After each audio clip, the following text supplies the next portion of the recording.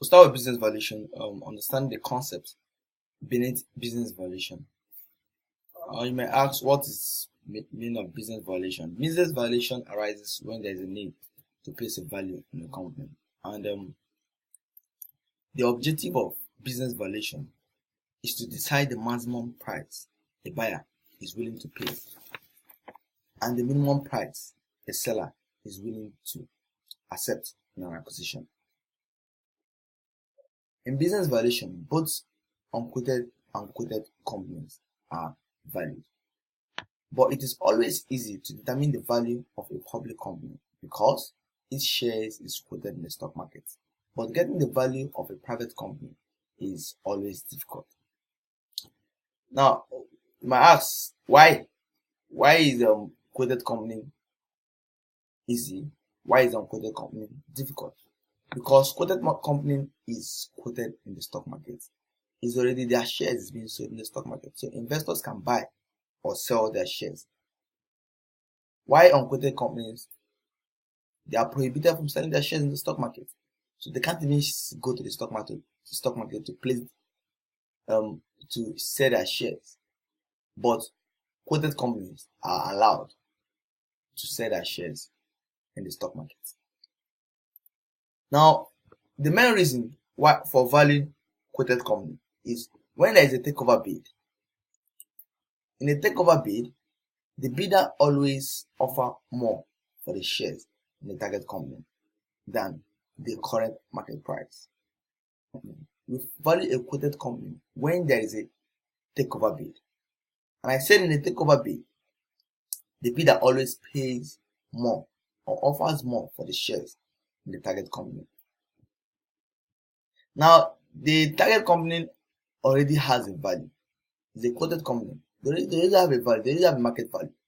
So, the bidder will revalue the company. To value the company, to know what value is going to attach to the company. But when it's paying, the money he's going to pay is going to be higher than the current market price. Now, the main reason why valuing a private company is, number one, when the company intends to go public, that is for its shares to be quoted in the stock market. Example of a big private company in Nigeria is Globacom. Glo is a private company. They haven't gone public. For Glo to go public, their business need to be valued in order for them to know the amount of shares per share to be sold, or to know the value to place on each of the shares to be sold in the stock market. The second reason is when the shares in an unquoted company are sold privately. The buyer and seller have to agree a price, of which the determination of the price will require valuation. Selling privately, it could sell to institutional investors, or you sell to family members, or you sell to friends. Now, these three groups of people have to know the value of the company for them to know a price to be placed on the company. Now, the third one is when there is a merger involving unquoted companies. A valuation is needed as a basis for deciding on the terms of the merger.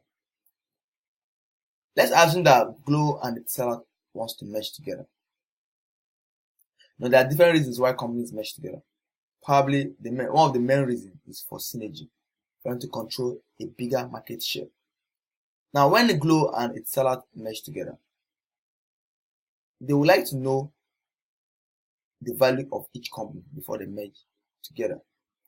And also, after the merger, that's called post-merger, they would like to know who will take the higher share in the newly formed company.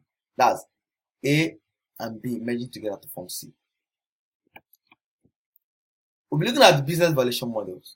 But before we go through these 6 business valuation models, I would like to state something clear, and I would like you to understand it very, very well. All valuation models are based on estimates and assumptions. So all these valuation models, they are based on estimates and assumptions. And the only correct valuation is the price that the bidder makes and the shareholder in the target company accepts. That's the only correct valuation. These ones will give us basis for the negotiation. Asset-based valuation model is based on the assets of the target company. That is the net asset value of the target company. Income-based valuation model. This is based on the earnings of the target company. Dividend valuation model. Dividend valuation model. This is based on the expected future dividends rather than the total earnings. Valuation of debt security model. Valuation of debt security model is based on the future interest payments.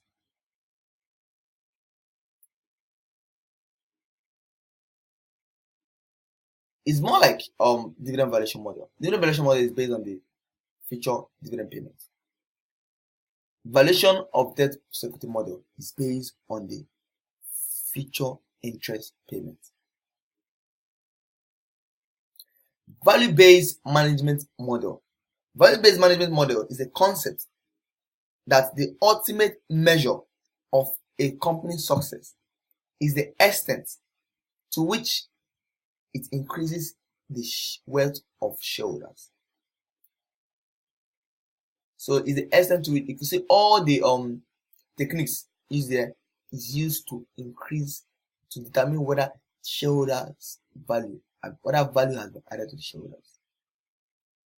Now, value is being added to shareholder when the returns on the investment is higher than the cost of equity. Sorry. Cash flow valuation model. This model is based on cash flows rather than profits. So I will go through the 6 of them again. Asset-based valuation model is based on the asset value of the target company. Income-based valuation model is based on the earnings of the target company. Dividend valuation model is based on the future dividend payment of the target company. Valuation of debt security is based on the future interest payments of the target company. Value-based management model is based on how the concept is based on how shareholders' value has been added. You have to determine how shareholders' value has been added using these different techniques. Cash flow valuation model deals with cash flow instead of profits. Thank you.